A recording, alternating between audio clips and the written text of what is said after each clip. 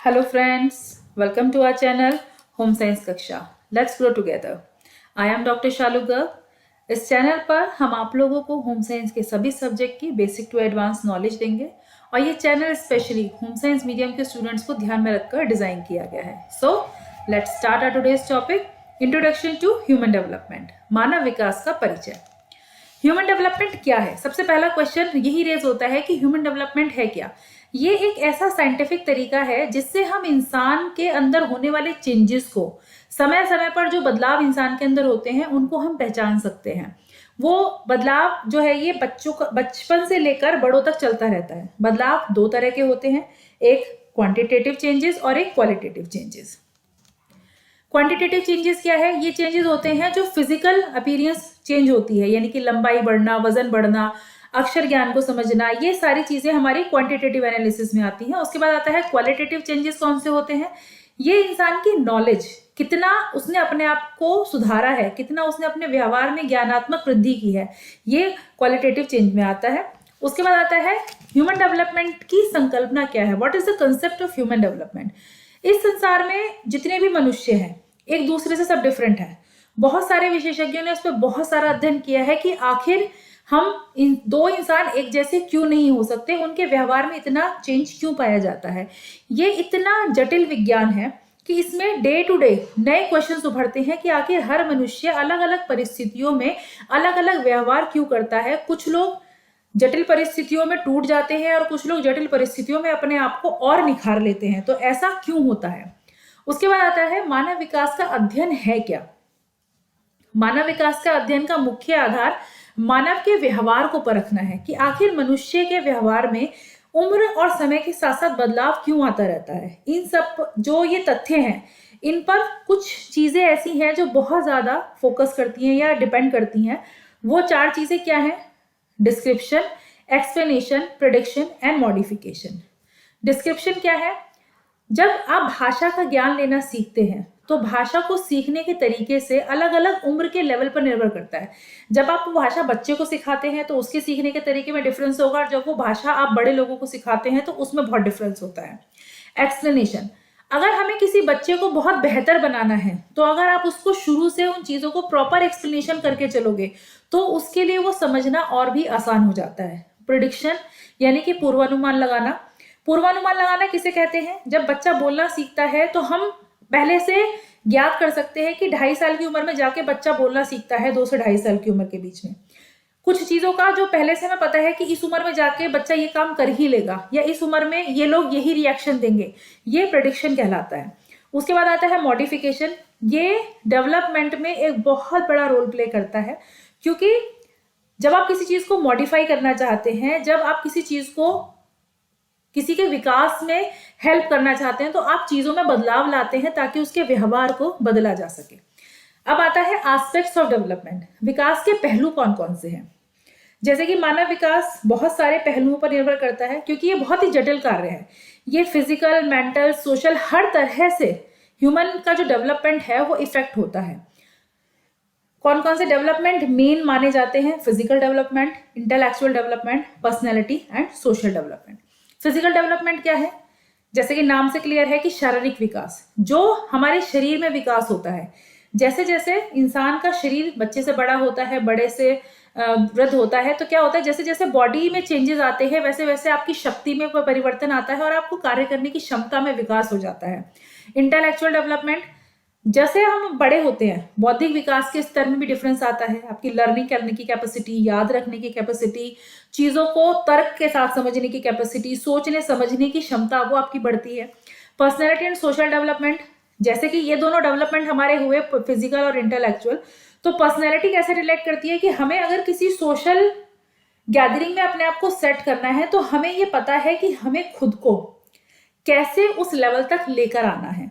तो हमें उन्हीं के जैसे कपड़े पहनने होंगे, उन्हीं के जैसे अपने आप को वहां के स्टेटस तक लेके आना पड़ेगा. तो इसीलिए ये किससे पता चलता है? जब आपका डेवलपमेंट होता है. ये संज्ञानात्मक और शारीरिक दोनों ही विकास को प्रभावित करता है. अब ऐसे कौन कौन से फैक्टर्स हैं जो कि विकास को प्रभावित करते हैं?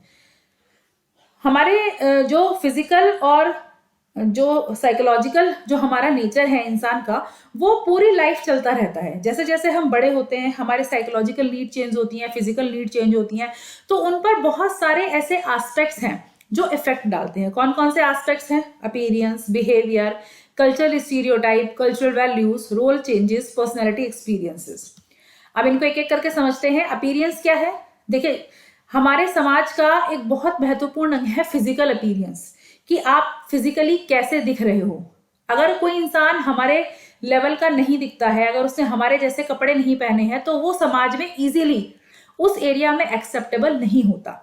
बिहेवियर, व्यवहार बहुत जरूरी है। अगर हम किसी से अच्छा व्यवहार करेंगे तो ही कोई हमारे से पलट के अच्छा व्यवहार करेगा, और अगर कोई हमसे बुरा व्यवहार कर रहा है तो हम उसके साथ अच्छा व्यवहार नहीं कर सकते। तो इसलिए बिहेवियर भी हमारे डेवलपमेंट में बहुत इंपॉर्टेंट रोल प्ले करता है। उसके बाद आता है कल्चरल स्टीरियोटाइप, यानी कि रूढ़िवादिता। जो सामाजिक रूढ़िवादिता चली आ रही है कि नहीं, हमारे समाज में ये चीजें ऐसे नहीं, ऐसे ही चलती हैं, तो उनको मनुष्य को वैसे ही अपने व्यवहार में लाना पड़ता है। ठीक है, अब आते हैं कल्चरल वैल्यूज। हमारे कल्चरल वैल्यूज क्या हैं? जैसे हम इंडिया में रहते हैं तो हमारे कल्चरल वैल्यूज जो फॉरेन कंट्री के लोग हैं उनसे डिफरेंट हैं, लेकिन हम उनकी बहुत सारी चीजें अपनाते हैं, लेकिन अपने कल्चरल वैल्यूज को नहीं छोड़ते हैं। तो ये हमारे बिहेवियर में एड ऑन हो जाता है, चाहे हम दुनिया के किसी भी कोने में चले जाए, लेकिन अपने कल्चरल वैल्यूज को हम नहीं छोड़ते हैं। उसके बाद आता है next role changes. Role changes कैसे यहाँ पर आपकी हेल्प करता है? देखिए, जब इंसान एडोलसेंस एज में होता है या फिर बच्चेपन में होता है तो उसके ऊपर रिस्पॉन्सिबिलिटीज कम होती हैं, लेकिन जैसे जैसे हमारी उम्र बढ़ती जाती है हमारे ऊपर रिस्पॉन्सिबिलिटीज बढ़ती चली जाती हैं। आपको कई बार जब आप जॉब में होते हैं तब आपके ऊपर रिस्पॉन्सिबिलिटीज बढ़ जाती हैं, रिटायरमेंट स्टेज पे आके आपके पास दूसरे तरह की रिस्पॉन्सिबिलिटीज हो जाती हैं, तो इंसान का व्यवहार उन्हीं जिम्मेदारियों के अकॉर्डिंग बदलता चला जाता है। वही इंसान जब 15 साल की उम्र में होता है और वही इंसान जब 35 साल की उम्र में होता है, तो दोनों की जिम्मेदारियों में के हिसाब से उनके व्यवहार में जमीन आसमान का अंतर आ जाता है। ठीक है, उसके बाद आता है पर्सनल एक्सपीरियंसेस, अपना अनुभव। कई बार मनुष्य के सामने इस तरह की परिस्थिति आ जाती है कि उन्हें अपने व्यवहार में बदलाव लाना पड़ता है या उनके व्यवहार में बदलाव आ जाता है। तो ये वो वाले सारे सोशल सिस्टम्स हो गए जिसकी वजह से किसी भी इंसान के जो ह्यूमन डेवलपमेंट है, यानी कि इंसान के व्यवहार में क्या क्या बदलाव आते हैं। उसके बाद आता है सिग्निफिकेंट फैक्ट अबाउट डेवलपमेंट।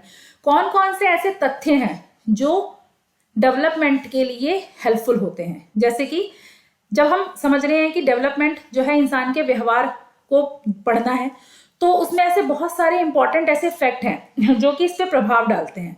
जैसे कि अर्ली फाउंडेशन आर क्रिटिकल, यानी कि जो शुरुआती नींव होती है किसी भी चीज की, जब कोई भी हम सोशल सिस्टम को ब्रेक करते हैं तो उसकी जो इनिशियल स्टेज होती है वो बहुत डिफिकल्ट होती है, उसके बाद धीरे धीरे लोगों को वो चीज समझ में आने लगती है। ठीक है, role of maturation and learning in development, यानी कि डेवलपमेंट में जो सामने वाला जो लर्नर है उसकी मैच्योरेशन, यानी कि वो कितना मैच्योर है, वो उस चीज को कितनी तर्क संगत के साथ समझ रहा है, ये भी आपके डेवलपमेंट का एक बहुत इंपॉर्टेंट सिग्निफिकेंट है। उसके बाद आता है हर इंसान एक दूसरे से डिफरेंट है।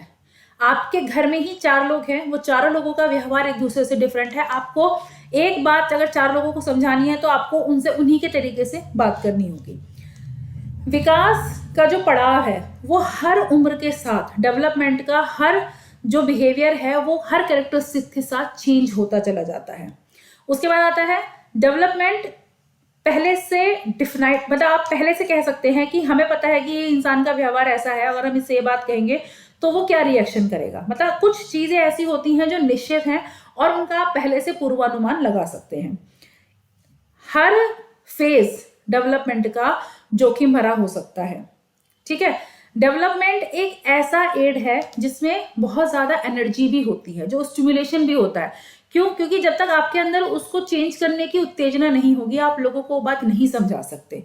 विकास हमारे सामाजिक मूल्यों को भी प्रभावित करता है। भाई, जो टैबूज हमारे सिस्टम में चले आ रहे हैं, अगर हम उन्हें बदलाव में लाएंगे तो वो हमारे जो सोशल वैल्यूज हैं, जो कल्चरल वैल्यूज हैं, उन पर भी इफेक्ट डालेंगे ही डालेंगे। सोशल वैल्यूज जो हैं वो हर स्टेज पर इफेक्ट डालते हैं। हमें पता है कि हमारे समाज में दहेज प्रथा एक गलत टैबू है, लेकिन हम उसे बदलना भी चाहते हैं, लेकिन बहुत सारे सर्कमस्टेंसेस ऐसे हैं जो उन्हें बदलने नहीं देते।